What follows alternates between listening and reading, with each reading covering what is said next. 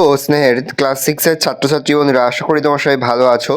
আজ আমরা যে বিষয়টি নিয়ে আলোচনা করব ক্লাস সিক্সের সেকেন্ড ইউনিট টেস্ট অর্থাৎ দ্বিতীয় পর্যায়ক্রমিক মূল্যায়নের বাংলার কোশ্চেন পেপার নিয়ে। দেখো সরাসরি স্ক্রিনে তোমরা ক্লাস সিক্সের বাংলার কোশ্চেনটা দেখতে পাচ্ছ। ফুল মার্কস তোমাদের রয়েছে 50, সময় তোমাদের রয়েছে 1 ঘন্টা 45 মিনিট। প্রথম 15 মিনিট থাকবে শুধুমাত্র কোশ্চেন পেপার পড়ার জন্য। একের দাগে সঠিক উত্তর নির্বাচন করে লেখো যে কোনো 8টি প্রশ্নে, মানে 1 করে 1 × 8 = 8।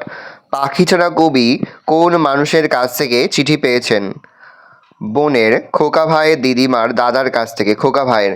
ঢেউয়ে ঢেউয়ে কত কি লিখে গেছে গ্রীষ্ম, বর্ষা, শরৎ, বসন্ত, বর্ষা। ধানের সবচেয়ে প্রিয় বন্ধু ঝড়, রৌদ্র, কৃষক, বৃষ্টি, বৃষ্টি। ফাঁকি গল্পটি বাংলায় অনুবাদ করেছেন যতীন্দ্রমোহন জোয়ারদার। নেক্সট, ব্যাঘ্র ছানাটিকে চিমটি কেটেছিল মাছে, পিঁপড়েতে, সাপে, কাকড়ায়। কাকড়ায়। হাট কবিতাটি কার লেখা? যতীন্দ্রনাথ সেনগুপ্ত, রবীন্দ্রনাথ ঠাকুর, রাজকিশোর পট্টনায়ক, নবনীতা দেবসেন। যতীন্দ্রনাথ সেনগুপ্ত। দেওয়াল চিত্র অঙ্কনের ক্ষেত্রে কারা অগ্রসর? মুন্ডা, শবর, সাঁওতাল, কোল। সাঁওতাল। ব্যস্ত মধুর চলাকার? বাঘছানার, হরিণের, উইপোকার, পিঁপড়ের। পিঁপড়ের। বিভক্তি কয় প্রকার? 3, 2, 4, কোনোটিই নয়, 2। এর অপর নাম বিভক্তি। কর্মপ্রবচনীয়, উপসর্গ। কর্মপ্রবচনীয়। উপসর্গ শব্দের আগে অবিচ্ছিন্নভাবে বসে, শব্দের পরে বসে, শব্দের আগে আলাদাভাবে বসে, শব্দের আগে অবিচ্ছিন্নভাবে বসে। 2-এর দাগে একটি বাক্যে উত্তর দাও যে কোনো 8টি প্রশ্নে, মানে 1 করে 1 × 8 = 8। বসুধারা ব্রত কোন ঋতুতে হয়? গ্রীষ্ম ঋতুতে। কার ডাকে রাত্রি নেমে আসে? একক। কাকের ডাকে। কটক কোন নদীর তীরে অবস্থিত? উড়িষ্যার মহানদীর তীরে। ছোট্ট বাঘের বাবা মা বাসা বদলে কোথায় গিয়েছিল? সজনেখালিতে।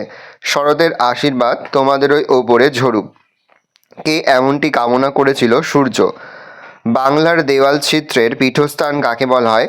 পূর্বতন মানভূম জেলার ভৌগোলিক সীমানাকে বলা হয়। নেক্সট, চিত্রিত বা রঙিন গ্রিপ যার, তাকে কি বলে? চিত্রগ্রিপ। ছোট্ট পিঁপড়ে গায়ে কি মাখে? ধুলোর রেণু। এক ভুতুড়ে কাণ্ড গল্পে কোন রাতের কথা বলা আছে? এক ভুতুড়ে কাণ্ড গল্পে ফিকে চাঁদের আলো, তার ওপর কুয়াশার পাতলা পর্দা পড়েছে, এমন এক শীতের রাতের কথা বলা হয়েছে। ছোট্ট বাঘ ও তার বাবা মা খাবারের অভাবে কোথায় চলে গিয়েছিল? ছোট্ট বাঘ ও তার বাবা মা খাবারের অভাবে সজনে খোলায় চলে গিয়েছিল। 3-এর দাগে নিচের প্রশ্নগুলোর উত্তর দাও যে কোনো 3টি প্রশ্নে, মানে 1 করে 1 × 3 = 3। হযবরল গ্রন্থটি কার লেখা? সুকুমার রায়ের। বুড়োর বয়স ওঠে নামা করতে করতে কত হয়েছে? বুড়োর বয়সের ওঠানামা করতে করতে কত বয়স হয়েছে? লিখবে 13। বড় মন্ত্রী রাজকন্যার কি খেয়ে ফেলেছে? গুলি সুতো। দাড়িওয়ালা ছাগলটির নাম কি? শ্রী ব্যাকরণ সিং। দ্বারকাকের গলার স্বর কেমন ছিল? দ্বারকাকের গলার স্বর ছিল ভাঙা ভাঙা ও মোটা। নেক্সট, 4-এর দাগে নিচের প্রশ্নগুলোর উত্তর দাও যে কোনো 7টি প্রশ্নের মান 3 করে 3 × 7 = 21। এদেশের যত সব পালা পার্বণ উৎসব আনন্দ সব কিছুর মূলে রয়েছে চাষবাস। বাংলার উৎসব খাদ্য সংস্কৃতির সঙ্গে চাষবাস কতটা জড়িত বলে তুমি মনে করো? উত্তর লিখবে উদ্ধৃত অংশটি গৃহীত হয়েছে কবি ও সুলেখক সুভাষ মুখোপাধ্যায় প্রণীত মরশুমের দিনে গদ্য থেকে। বাংলায় বেশিরভাগ মানুষের জীবন জীবিকা কৃষির সঙ্গে জড়িয়ে রয়েছে, তাই জীবনের আবর্তন কৃষিকেন্দ্রিক। বছরের বিভিন্ন ঋতুতে কৃষক রোদ জল শীত উপেক্ষা করে ফসল ফলায়।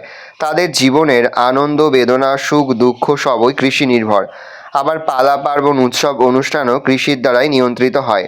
নবান্ন, পৌষ পার্বণ, ভাদু, টুসু, বসুধা, মেঘমণ্ডল, লক্ষ্মী পুজো সব কিছুই চাষবাসের ওপর নির্ভর করে হয়। শুধুমাত্র উৎসব অনুষ্ঠান সংস্কৃতিতে নয়, চাষবাস আমাদের খাদ্যের সঙ্গেও গভীরভাবে জড়িত। নবান্ন উৎসবে মিষ্টি পায়েস, পৌষ পার্বণে পিঠেপুলি, পুজোর বিভিন্ন ফল সব কিছুতেই কৃষির ওপর নির্ভর করতে হয়। তাই বলা যায় বাংলার উৎসব খাদ্য সংস্কৃতির সঙ্গে কৃষি ওতপ্রোতভাবে জড়িয়ে রয়েছে। তাই বলা যায় বাংলার উৎসব খাদ্য সংস্কৃতির সঙ্গে কৃষি ওতপ্রোতভাবে জড়িয়ে রয়েছে। নেক্সট কোশ্চেন, হাটের স্থান ছড়িয়ে দূরের গ্রামের ছবি কিভাবে কবিতায় ফুটে উঠেছে? যতীন্দ্রনাথ সেনগুপ্ত তার হাট কবিতায় হাটের স্থান ছড়িয়ে দূরের গ্রামের একটি সুন্দর ছবি এঁকেছেন। দূরে দূরে আলাদা থাকা 10-12খানি গ্রামের মাঝে একটি হাট রয়েছে। সেই হাটে সকালবেলা কেউ ঝাঁটাও দেয় না এবং সন্ধ্যাবেলা প্রদীপও জ্বলে না। গ্রামগুলি ছড়িয়ে ছিটিয়ে থাকলেও এই সব গ্রামের লোকজনের সঙ্গে হাটের সম্পর্ক খুবই নিবিড়। হাটের পাশে বয়ে চলেছে একটি নদী। মানুষজন খেয়া পারাপার করে, ওপার থেকে এপারে আসে অনেক পসরা।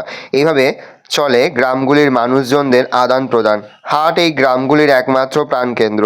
প্রতি হাটবার সকাল থেকে হাট বসে, তাই এই সব গ্রাম থেকে বহু ক্রেতা বিক্রেতা এখানে আসে। সারাদিন বেচাকেনা শেষে সন্ধ্যাবেলা যে যার বাড়ি ফিরে যায়। পূবের মাঠ থেকে সব আলো বকের পাখায় ভর করে লুকিয়ে পড়ে, আর অন্য দিক থেকে সাথীহারা ক্লান্ত একক কাকের পাখার ভর দিয়ে সন্ধ্যা নামে। সন্ধ্যাবেলা সেই গ্রামগুলিতে সন্ধ্যা প্রদীপের আলো জ্বলে ওঠে। নেক্সট, কোন তিথিতে কৃষিজীবীরা কিভাবে তাদের গৃহসজ্জা করে লেখো। কালী পুজো বা কার্তিকের মাসের অমাবস্যা তিথিতে সাঁওতাল, ভূমিজ, খেরিয়া, হো, শবর, ওরাও, মুন্ডা প্রভৃতি সম্প্রদায়ের মানুষ তাদের ঘর সুন্দরভাবে সাজিয়ে তোলে। প্রথমেই পুরো বাড়ি মেরামতি ও লেপামোছা করে পরিষ্কার করে তোলা হয়। তারপর ঘরের উঠোন, গোয়াল, ধানের গোলা, মূল দরজা প্রভৃতি জায়গায় আলপনা দিয়ে সাজানো হয়। নেক্সট, পিঁপড়ের ভাষাহীন চলার মধ্যে বিনিময়ের ভঙ্গিটি কেমন। রবীন্দ্র স্নেহধন্য কবি অমিয় চক্রবর্তী তার পিঁপড়ে কবিতায় ক্ষুদ্র পিঁপড়েদের জীবনযাত্রাকে দেখেছেন অত্যন্ত কাছ থেকে। এই পিঁপড়েরা সুশৃঙ্খল ও দলবদ্ধভাবে সারি বেঁধে চলে। এদের চলাচলের মধ্যে কবি দেখেছেন অদ্ভুত এক ছন্দময় প্রকাশ। এরা নিঃশব্দে সুরের অদ্ভুত এক ইঙ্গিতে পরস্পর পথ চলা সম্পর্কে বলাবলি করে, তাই কবির চোখে এদের আসা যাওয়া হয়ে উঠেছে ব্যস্ত মধুর চলা।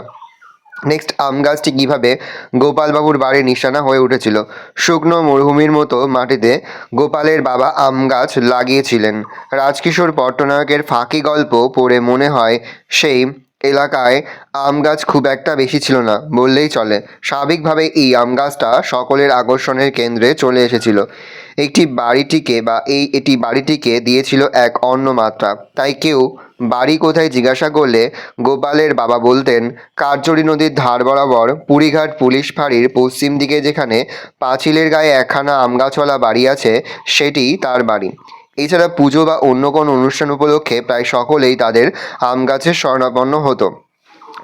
ফলত সকলের মধ্যে একথা প্রচার হয়ে গিয়েছিল, গোপালদের বাড়িতে আম গাছ আছে। এভাবে আম গাছটি তাদের বাড়ির নিশানা হয়ে উঠেছিল। নেক্সট, তাই আজ বেঁচে গেলাম। বক্তার আজ বেঁচে যাওয়ার কারণ কি। দক্ষিণরঞ্জন মিত্র মজুমদারের আশীর্বাদ রচনায় এই মন্তব্যটি করেছে পিঁপড়ে। প্রবল বৃষ্টিতে পিঁপড়ের হাত তার ঘর হারিয়ে আশ্রয় নেয় ঘাসের পাতার নিচে। তাহলে প্রবল বৃষ্টিতে পিঁপড়ে তার ঘর হারিয়ে আশ্রয় নেয় ঘাসের পাতার নিচে। বৃষ্টির প্রচণ্ডতায় জল বাড়তে থাকে। নিজের অস্তিত্ব বজায় রাখার জন্য সে ঘাসের পাতা কামড়ে ধরে কোনো মতে টিকে থাকে। জলের তোড়ের সঙ্গে পাল্লা দেবার ক্ষমতা তার নেই। ঘাসের শরীর কামড়ে ধরতে পেরেছিল বলেই এবারের মতো সে বেঁচে গেছে। নেক্সট, যেখানে বাঘের ভয় সেখানেই সন্ধে হয়। লেখক কেন এই কথা বলেছেন। আলোচ্য উদ্ধৃতির লেখক শিবরাম চক্রবর্তী। এই কথা বলার কারণ, হাস্যরস সৃষ্টির উদ্দেশ্যে এক ভুতুড়ে কাণ্ড গল্পে সাহিত্যিক শিবরাম চক্রবর্তী আলোচ্য উক্তিটি করেছেন। লেখক একটা ধার করা সাইকেলে করে হুন্ডু জলপ্রপাতের দিকে যাচ্ছিলেন। মাইল সাতেক যাওয়ার পর তার সাইকেলের টায়ার ফেঁসে যায়। তখন জনহীন পথে সবেমাত্র সন্ধ্যা নামছে। সাইকেল ঘাড়ে করে ফিরতে হবে কি না যখন ভাবছেন, তখনই লেখকের মনে পড়ে সেই জংলি পথে বাঘের উপদ্রব রয়েছে। নিজের সেই অসহায় অবস্থা প্রকাশ করতেই লেখক বহু প্রচলিত এই প্রবাদটি ব্যবহার করেছেন। নেক্সট, বাঘের ছানা জানতো না তো মোটে। কোন কবির কোন কবিতার অংশ বাঘের ছানা কি জানতো না। প্রশ্নোত্তর অংশটি কবি নবনীতা দেবসেনের বাঘ কবিতা থেকে নেওয়া হয়েছে। বাঘের ছানা যা জানতো না। খিদে মেটাতে বাঘের ছানা নদীর পাড়ে গিয়েছিল লাল ঠেঙো কাঁকড়া খুঁজতে, কিন্তু তার কথা জানা ছিল না যে কাঁকড়া কেমন করে তার দাঁড় দিয়ে আক্রমণকারীর দেহ চিমটে ধরে। সেই কারণে সে কাঁকড়া ধরতে গিয়ে বিপদে পড়েছিল। নেক্সট দেখো, 5 দাগে রয়েছে নিচে যে কোনো দুটি প্রশ্ন উত্তর প্রশ্নের মান রয়েছে 1 করে 1 × 2 = 2। সমুচ্চারিত শব্দগুলির অর্থ লেখো এবং সার্থক বাক্য রচনা করো। দয়বৈদর্ঘী পদ দ্বীপ মানে হচ্ছে জল বেষ্টিত ভূখণ্ড। দ্বীপে পৌঁছে অনেক নতুন বাড়ি দেখতে পেলাম। দয়দীর্ঘী পদ দ্বীপ মানে বাতি। দ্বীপ জ্বালিয়ে ঘর আলো করো। আশা, দন্তসে আশা মানে আগমন, শুধু যাওয়া আসা, শুধু স্রোতে ভাষা। আকাঙ্ক্ষা, তালবস্যে আশা মানে আকাঙ্ক্ষা, বড় আশা করে বসে আছি। পদ কাকে বলে।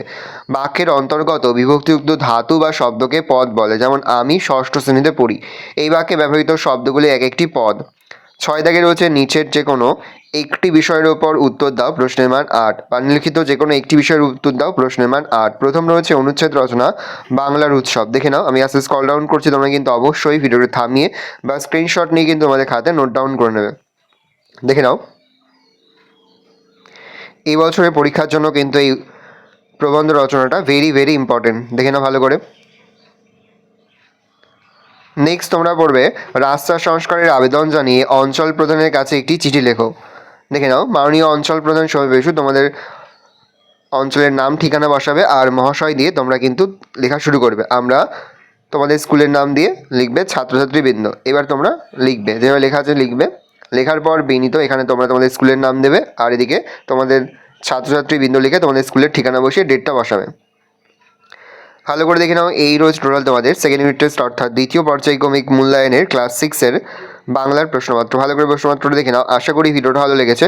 ভিডিওটা ভালো লাগলে ভিডিও লাইক করতে ভুলবেন না। আমার নতুন হওয়া তাহলে সাবস্ক্রাইব প্রেস করে পাশে বেল আইকন প্রেস করে নতুন কোনো ভিডিও আপলোড করি সবার ফার্স্ট নোটিফিকেশন তোমরা পেয়ে যাও। আর এই ভিডিওটি তোমার বন্ধু বান্ধবী আত্মীয় সবার মধ্যে কিন্তু অনেক শেয়ার করে। বছর ক্লাস 6-এ পড়ছে। আমরা কিন্তু ইতিমধ্যে ক্লাস 6-এর প্রতি বিষয়ের সিলেবাস, প্রশ্নকার এবং নমুনা প্রশ্নপত্র কিন্তু আপলোড করে দিন। এখনও পর্যন্ত সেই ভিডিওগুলো না দেখে থাকো, ভিডিওগুলো কিন্তু তাড়াতাড়ি দেখে নাও। আর এই প্রশ্নপত্রের পিডিএফ ফাইলটা কিন্তু আমাদের ফেসবুক পেজ রয়েছে এডুকেশন ফ্যামিলি, সেখানে কিন্তু আমরা আপলোড করে দিই। তোমরা কিন্তু অবশ্যই সেখান থেকে এই প্রশ্নপত্রের পিডিএফ ফাইলটা সংগ্রহ করে নেবে। ভালো করে দেখে নাও।